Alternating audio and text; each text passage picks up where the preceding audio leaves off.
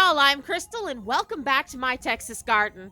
So I thought I'd bring you guys along today and show you our winter wonderland.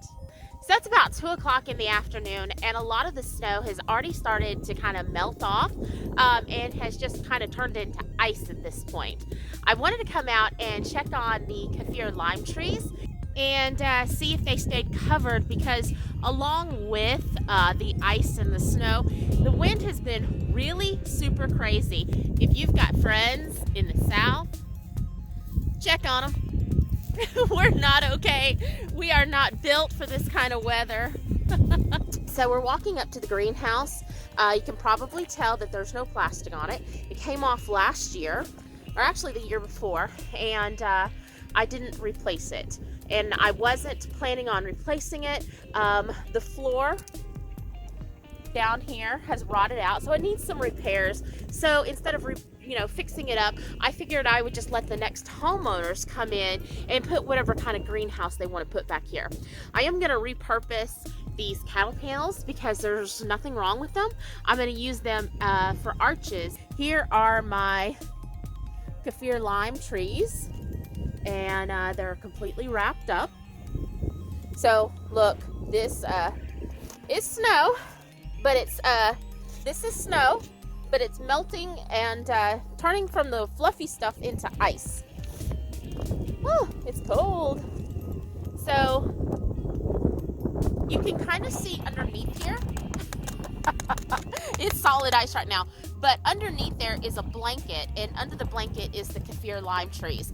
So my hope is that the ice kind of settled on top and is keeping everything really well insulated under there. The trunk of the tree, and I know it's hard to see, and it was just so cold out here when I wrapped everything up, but kind of see right there, the trunk is actually wrapped up really nice all the way around both trees. So hopefully it protected them enough. I'm sure I'll have some sort of damage because the weather is just so crazy cold. But come around to the back side. But hopefully it protected them enough. And you see where the sun is shining, it all the ice is melted off. But hopefully it protected them enough where they'll survive. All the hay this morning, it was solid white out here. No, I'm not built for this weather, so I did not come out here and film earlier this morning. Sorry. Let's go check out. Look at all the ice. I don't have any mud shoes on, so I'm not playing that too much. Whew. Let's go check out the some of the lime trees here. I still have leaves. They seem okay.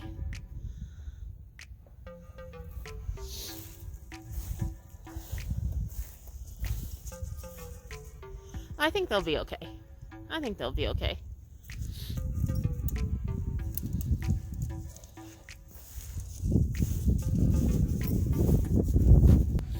Let's go check out the loquat trees. Oh, we got icicles. Look at this. Deadly looking icicles. Look at that. It's from all the snow and ice melting off the roof.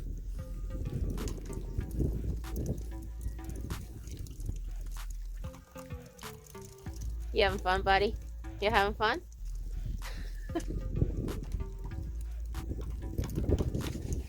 Okay, so here are my trees now, and you can still see some snow, ice on them. And let's take a look here. This is frost. I can smell it. I most likely lost every single fruit on this tree. We have a couple of them that were almost ready, but most likely I won't have any fruit from these this year. It's kind of a bummer. But the trees themselves will survive. They can withstand temperatures like, I think I read like 15 degrees. So the trees will be fine, but I could literally smell, I can smell kind of the dead greenery. That's the best way to put it. And actually feeling some of these fruits, yeah, they're way too soft and smushy. Darn it.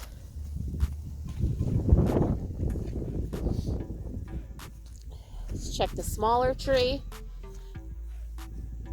It still has icicles hanging off of it.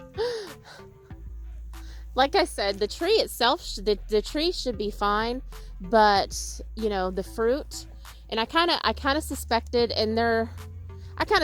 that would happen.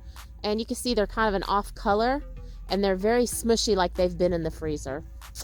Basically, they have, if we think about it. But yeah, still has icicles on it. I mean, it's a beautiful day. It is a beautiful day. Don't get me wrong. It's nice and sunshiny, but it's cold. Let's walk over here and take a look at the fig trees. Now, figs are not as cold hardy. I think they have a tolerance down to 17 degrees. I did not have any growth on these trees yet.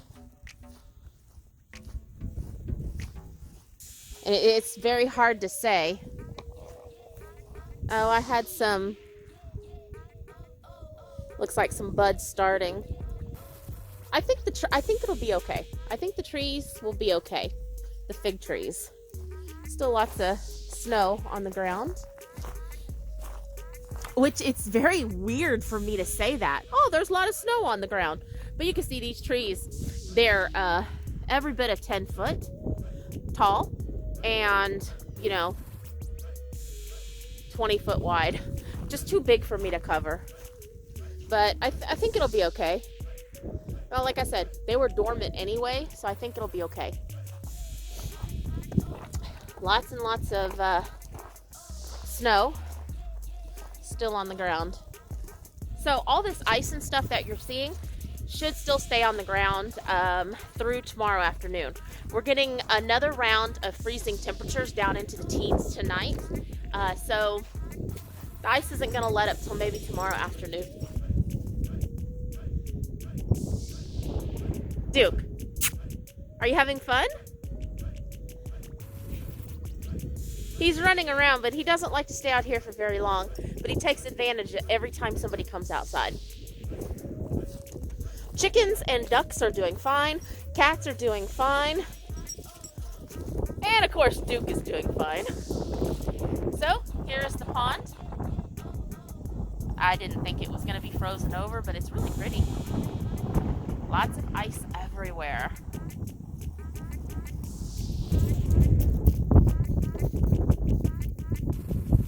So currently we still have electricity, but my mom in Houston does not. And she has been without electricity since about 8 o'clock this morning.